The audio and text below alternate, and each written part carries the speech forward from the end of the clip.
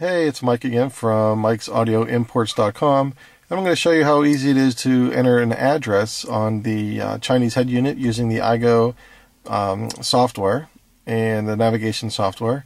And when the unit first comes on, you're going to see that it has the Find menu screen up there to begin with. So I'm going to go ahead and I'm going to hit the Find Address. And right now, I'm actually in the United States, but if you're going to a different state, different country, you go and hit that, and these particular maps have Canada, Mexico, United States, and Vatican City with it also. And you can also choose if you're going into a different state, you can click on there, and you can scroll down by using the little arrow to the right here. Scroll down to the different states if you're going out of state. What the GPS software will do is, based on where you're located, it'll automatically choose that state to begin with, figuring you're going to stay in there, and then you can change it from there. So I'm going to go ahead and go back. For the city, you can actually type in a city name, or you can type in a zip code. I really like that feature as far as a zip code, because sometimes, at least in my state, Pittsburgh, where I live, actually has multiple zip codes and within that city. So if I type in just Pittsburgh, it's going to really give me a whole bunch of stuff where I can narrow it down by zip code. So let me go and put something in here. 5, 7. Okay, and there we go, Ross Township, which is basically Pittsburgh, and because sometimes it'll come up by the township. And we do a street name. I'm just kind of making this up. I'm not sure where I want to go, but let's just say McKnight Road, which is actually kind of a big highway. And what it does is it gets rid of letters that it knows you can't use. And go space. And there we go. We have McKnight Road comes up. So we go ahead and hit that. And we can go ahead and hit the house number. I'm not sure. Let's see. What's I? 4,500. And go down here and hit done. And now over here we can set it as a destination, place a pin on that area, or go to more options. And there's different options you can do here. You can change the routing method. You can set it as the starting point. You can add it as a favorite, place a pin, those kinds of things. But what I'm going to do is I'm just going to go ahead and hit it as set as destination. And it's going to come up, and boom, it's already has me set up for the map. It's very fast as far as finding a route for you. And it tells me on the left-hand side here how many feet it is to the right turn.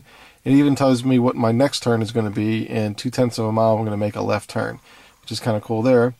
It also gives me how many minutes it's going to take me to get there, the current speed that I'm going. Obviously, I'm not going, I'm just kind of sitting here, but it'll tell you the speed that you're going.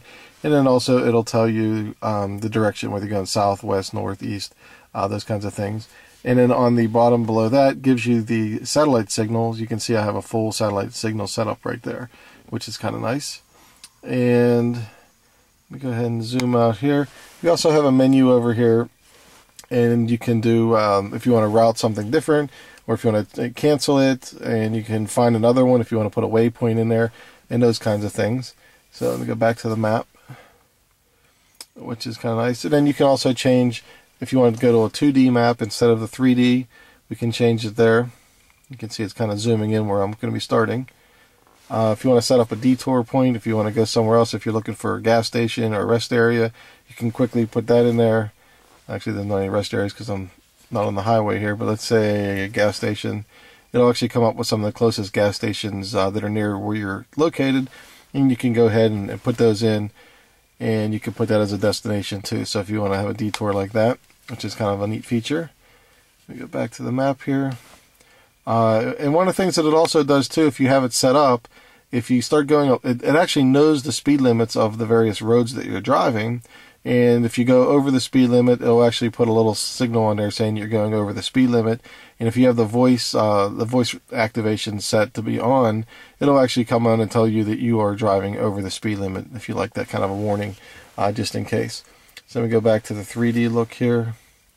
It automatically has me setting up as a heads up going north, or I'm sorry, not going north, just a heads up position. And you can change the, you can zoom in, you can go out, looking at the 2D mode there. Let me go ahead and hit back again. So it has a lot of neat features. In fact, if you just click on the screen or just touch the screen, these arrows come up, and again you can either zoom in, zoom out. You can actually change the, whoops, I hit the wrong button there. Let me go back. You can actually change the direction. My big fat fingers are kind of messing me up here. Okay. Let me see if I can do it here easier. There we go. Okay. Okay, need something. Let me see if I can hit it. If you hit that little lock, it actually brings up another menu. So I'm going to go ahead and try to, so you can actually rotate the map going around one way or the other. And then you can also change the angle of the 3D mode. So there we're kind of like 2D, and now we're getting more of a 3D. And then you can actually touch the screen and just move it around and follow where you're going also.